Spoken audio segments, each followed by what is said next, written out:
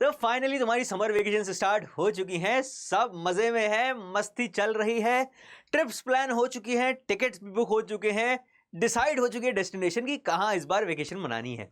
और आज मैं तुम्हारे इस मस्ती मजे के माहौल को बिल्कुल खराब करने नहीं आया हूं, बिल्कुल खलल डालने नहीं आया हूं। मेरा बिल्कुल ये कहने का इंटेंशन नहीं है कि यार पूरी वेकेशन पढ़ाई करनी है, 10th का सिलेबस एकदम निपटा देना है वेकेशंस में। बिल्कुल ये कोई नहीं करता है, ना तुम्हें करना है। पिछली बार भी बच्चे भले ही कितना भी कह रहे हो कि मैंने 10th का सिलेबस कर लिया, लेकिन कोई नहीं करता। बहुत बच्चों से बात भी करी है, कोई 10th का सिलेबस अपना पूरा समर वेकेशन में कंप्लीट नहीं करता। तो यार लेकिन मैं आज एक पॉइंट लेके आया हूं तुम्हारे सामने कि भाई तुम्हारी वेकेशंस हैं, लगभग लगभग तुम्हारी वेकेशंस रहती हैं 40 डेज की, है ना। 40 डेज कैसे यार, अगर तुम्हारी 20th ऑफ मई से तुम्हारी वेकेशन स्टार्ट हुई है ना, और लगभग 1 जुलाई को तक तुम्हारे स्कूल्स खुलेंगे, तो इसके बीच का जो गैप है वो लगभग लगभग 40 डेज है। और 40 डेज तुम्हारे पास होते हैं तुम्हारी वेकेशंस के। यार इंजॉय करो, मजे करो, ठीक है। घूम के आओ अपने रिलेटिव्स के यहाँ, नानी के यहाँ, दादी के यहाँ, या कोई वेकेशन तुमने प्लान करी है, कोई ट्रिप प्लान करी है, डेफिनेटली होके आओ। क्योंकि 10th एक ऐसा टाइम है ना कि यार इस टाइम हमें समय मिल रहा है घूमने का, और टेंशन फ्री होके घूमने का। क्योंकि फिर 11th आ जाएगा, फिर 12th आ जाएगा, 10th के कंपैरिजन में 5 गुना 7 गुना ज्यादा सिलेबस लेके आता है और ज्यादा डिफिकल्टी लेवल होती है। तो वहां पे यार हमारा दिमाग में टेंशन फील होती है। तो 10th को एंजॉय करो, घूमो। लेकिन क्या 40 के 40 दिन एंजॉय करना है?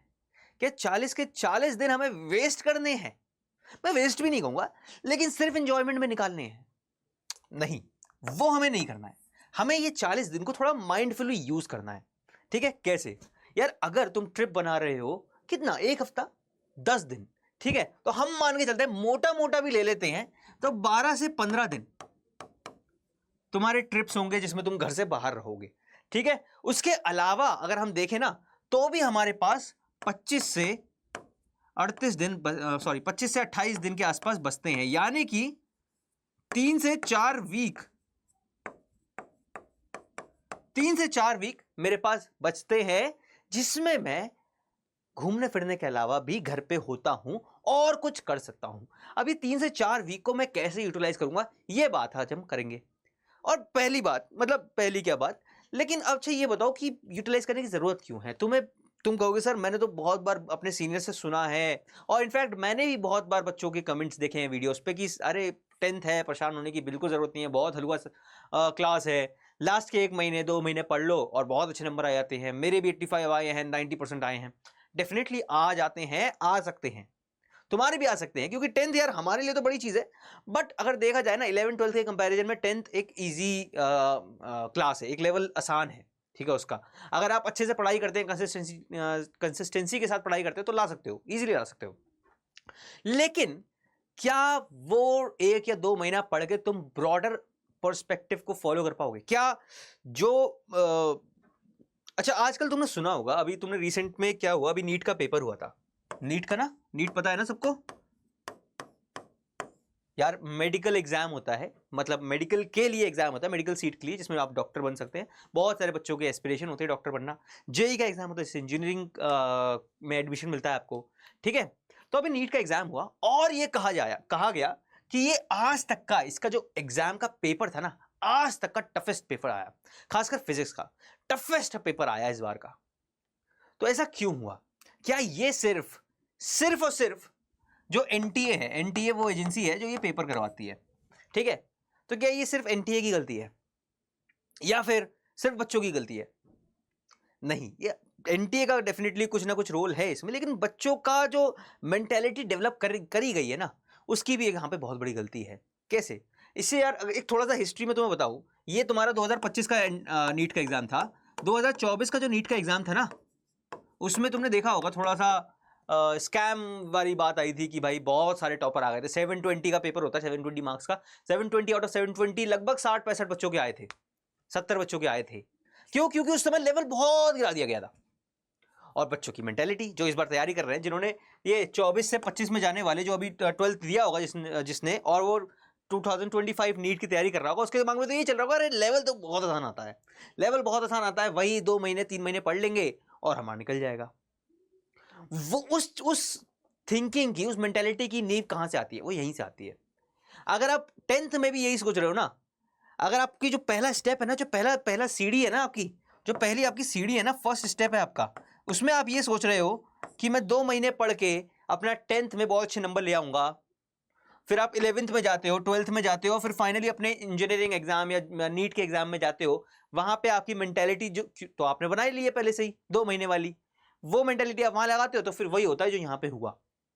ठीक है, मेरे बिल्कुल कहने का ये मतलब नहीं है कि नीट के एग्जाम में सिर्फ बच्चों की गलती थी, नहीं, बच्चों की मेंटेलिटी की गलती थी, क्योंकि उनकी मेंटेलिटी वैसी डेवलप कर दी गई है।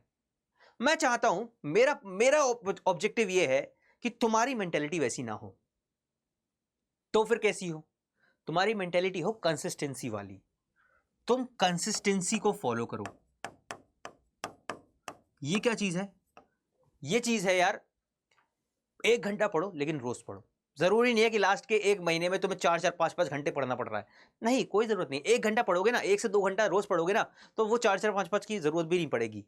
ठीक है, और वो ऑन अ ब्रॉडर लेवल, जब आप 11th में जाओगे, 12th में जाओगे, जब नीट जेई के लिए एग्जाम के लिए प्रिपेयर करोगे, उसके आगे भी जाओगे, तो वो चीज आपको बहुत हेल्प करेगी, वो मेंटालिटी आपको बहुत हेल्प करेगी।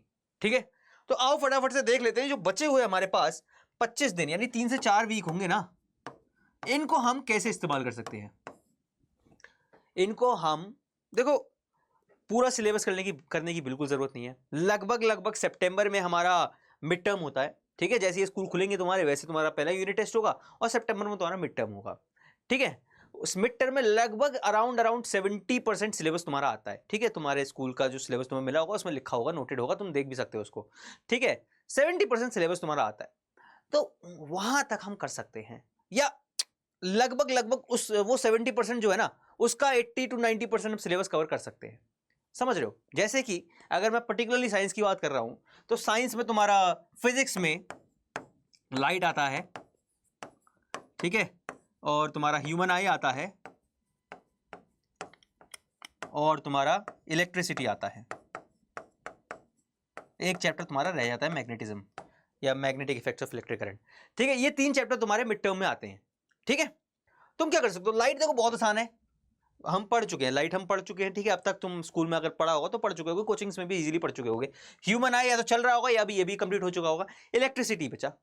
ठीक है, तो ये फिजिक्स का ये पोर्शन हम इजीली कंप्लीट कर सकते हैं अपनी समर वेकेशन में, पढ़ सकते हैं। बहुत सारी रिसोर्सेज हैं, सब बात करेंगे, सब डिटेल में डिस्कस करेंगे। केमिस्ट्री की बात करें तो वहां पे भी 3 चैप्टर हैं। पहला केमिकल रिएक्शंस है, दूसरा एसिड्स एंड बेसिस है, and salts, acids base and salts है, और तीसरा मेटल्स एंड नॉन मेटल्स है। ये तुम्हारा मिड टर्म में आएगा। एक चैप्टर रह जाता है कार्बन एंड कंपाउंड्स, वो तुम बाद में करके तुम्हारे फाइनल में आता है। ठीक है, बोर्ड्स में आता है, ये आता है। बायोलॉजी में लाइफ प्रोसेस है, कंट्रोल कोऑर्डिनेशन है, ये रहता है। ठीक है, लिख दूं क्या बायोलॉजी भी? यहाँ पे बायोलॉजी में लाइफ प्रोसेस है और कंट्रोल एंड कोऑर्डिनेशन है, इसमें 2 ही चैप्टर आते हैं।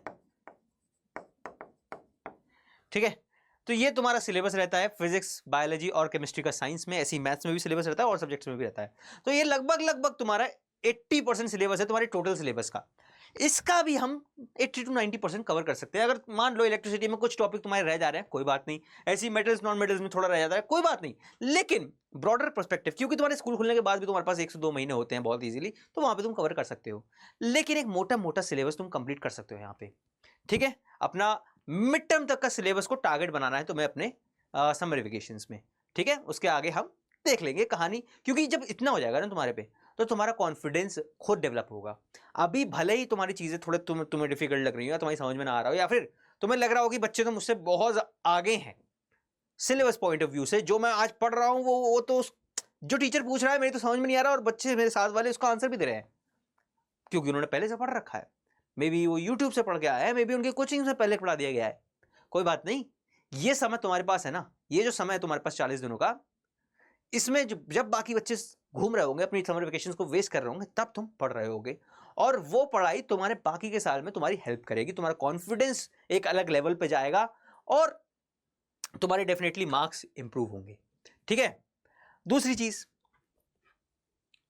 एक चीज और है यार, जो मैं मेरा खुद का पर्सनल एक्सपीरियंस है वो मैं तुम्हें बताता हूं। ठीक है, मेरा पर्सनल एक्सपीरियंस ये है कि जब मैं 10th में था ना, मुझे यार साइंस तो मेरा अच्छा सब्जेक्ट था, फेवरेट था, मुझे मैथ्स में डर लगता था, मुझे मैथ्स में डर लगता था। ठीक है, तो एक चीज किसी ने मेरे को बोली थी कि आप जिस चीज से डरते हो, जिस चीज से जितना दूर भागते हो ना, वो चीज आपको और डराती है। ठीक है, आपको और दूर भगाती है, आपके पास और आती है, आप और डर जाओ। जैसे अरे यार, लड़कियों का एग्जांपल ले लो, जितना लड़कियां छिपकली से डरेंगी ना, उतना छिपकली उनके पीछे पीछे आएगी, मतलब कहीं ना कहीं मिल जाएगी, इधर मिल जाएगी, उधर मिल जाएगी, देखने को मिल जाएगी। ठीक है, तो यही भाई यही सीन है। जितना मैं मैथ्स से डरता था ना, उतना मैथ्स मेरे को डराती थी या मेरे को भगाती थी। तो फिर मैंने क्या प्लान किया, मैंने कहा यार मैथ्स से डरना बंद करते हैं, अब इसको पकड़ते हैं और फिर इसको धुन देते हैं। मतलब नहीं समझ में आ रहा, पल्ले नहीं पड़ रहा है, लेकिन फिर भी बुक उठाई, कोशिश कर रहा हूं, वीडियोस देख रहा हूं, पढ़ने की कोशिश कर रहा हूं, एक्सरसाइज खुद सॉल्व करने की कोशिश कर रहा हूं, नहीं हो रहा है, कोई बात नहीं, लगातार बैठ रहा हूं। ठीक है, एक बार नहीं होगा, दो बार नहीं होगा, 3 बार 4 बार हो जाता है, हो जाता है। ठीक है, तो यार जो भी सब्जेक्ट तुम्हारा वीक है, जो भी सब्जेक्ट तुम्हारा वीक है, जिस भी सब्जेक्ट से तुम्हें डर लगता है और तुम्हें बिल्कुल कॉन्फिडेंस नहीं है, उस सब्जेक्ट को पकड़ो, उस पर स्पेशल केयर कर दो उसको। ठीक है, ये टाइम वो है कि वो अपने इस वीक सब्जेक्ट को तुम अपनी स्ट्रेंथ बनाओ। क्योंकि अगर अगर यहां पे नहीं बना पाए, अगर ये 40 दिन तुम नहीं बना पाए उस सब्जेक्ट को ना, तो वो सब्जेक्ट तुम्हें पूरे साल डराएगा। और बिलीव मी, बोर्ड्स में एक वही रीजन होगा, वही सब्जेक्ट एक इकलौता रीजन होगा जो तुम्हारी परसेंटेज गिराएगा। क्योंकि बाकी सब्जेक्ट साइंस लेट से तुम्हारा मजा आता है तुम्हें पढ़ने में, सोशल स्टडीज भी तुम कर लेते हो, इंग्लिश में भी ठीक हो, हिंदी भी ठीक ही है, और कोई और सब्जेक्ट है, आईटी है, एआई है, वो भी तुम कर लेते हो। लेकिन लेट्स से मैथ्स, जो मैं अपनी कहानी बता रहा हूँ, मैथ्स अगर मेरा वीक है और मैथ्स मेरे को डराता है ना, अगर मैं अभी नहीं कर पा रहा हूँ, तो जब बाकियों का भी प्रेशर होगा बाकी सब्जेक्ट का, तो मैं इसे बिल्कुल छोड़ दूंगा। और जब मैं इसे छोड़ दूंगा तो फिर मेरे लग जाएंगे इसमें, तुम्हारे ना लगे, इसलिए मैं तुम्हें बता रहा हूँ। ये जो 25 दिन बच रहे हैं ना, 3 से 4 हफ्ते, इस पर स्पेशल केयर देनी है तुम्हें सब्जेक्ट को। अगर दिक्कत हो रही है कोई बात नहीं, बहुत सारी रिसोर्सेज है यार, बुक्स हैं, बुक्स लो, एक्स्ट्रा बुक्स खरीदो। ठीक है, बताएंगे सब चीज़ें, उसको बताएंगे, वीडियोस हैं, वीडियोस देखो, यूट्यूब के देखो, टीचर्स हैं तुम्हारे, टीचर्स से हेल्प लो। ठीक है, मुझसे पूछो आप, अगर आपको कोई भी डाउट आता है ऐसा, सब जगह हेल्प मिल जाएगी, बहुत सारी रिसोर्सेज मिल जाएगी, लेकिन बशर्ते मेहनत तुमको करनी है, टाइम तुमको देना है। ठीक है, कैसे वो देख लेते हैं। अभी जो 3 से 4 हफ्ते हैं, मैं 3 मानता हूं, मोटे मोटे 3 वीक्स मानता हूं। इन 3 वीक्स को तुम्हें तोड़ना है, यानी वीक 1, वीक 2 और वीक 3। वीक 3 और प्लस जो एक्स्ट्रा 2 से 3 4 दिन बच रहे हैं वो सब यहां पे, इनको कैसे तोड़ना है ना तुम्हें।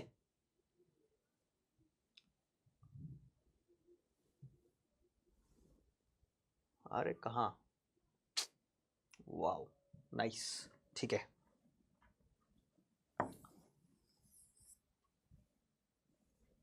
Oh very good. हाँ, तो इन्हें कैसे तोड़ना है ना, एक यार टेक्निक होती है जिसे हम पोमोडोरो टेक्निक कहते हैं। क्या कहते हैं? Pomodoro technique. पोमोडोरो टेक्निक में क्या होता है ना, पोमोडोरो टेक्निक में आप पढ़ाई करते हो, जिस ये खासकर उन बच्चों के लिए ना जिनको बैठने में दिक्कत होती है, पढ़ने को लिए बैठने का मन ही नहीं कर रहा है, पढ़ने के लिए बिल्कुल बिल्कुल इंटरेस्ट नहीं आ रहा है, बैठते हैं फ़ोन चलाने का मन करने लगता है, या फिर बैठते हैं तो फिर कोई और डिस्ट्रैक्शन आ जाता है, किसी का मैसेज आ जाता है या कुछ हो जाता है, कभी रील्स देखने का मन करने लगता है या मम्मी बुला लेती है या कुछ हो जाता है। उन बच्चों के लिए बहुत ज़्यादा यूजफुल टेक्निक है पोमोडोरो टेक्निक। इसमें क्या होता है ना, इसमें आप छोटे छोटे टाइम स्टैम्प्स ले लेते हो, छोटे छोटे टाइम स्टैम्प्स ले लेते हो, और फिर उसमें कुछ छोटे छोटे से ब्रेक इन्वॉल्व कर लेते हो, फिर पढ़ने की कोशिश करते हो। स्पेसिफिकली अगर बात करूं ना मैं, रुक जाओ यहां पे लिख देते ना, तो ये जो वीक 1 है, इसमें आप क्या करोगे ना,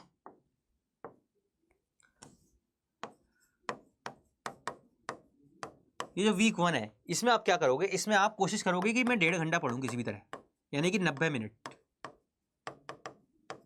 ठीक है, ये जो वीक 2 है, इसमें आप कोशिश करोगे मैं किसी भी तरह से 2.5 घंटा पढूं, यानी कि 150 मिनट्स।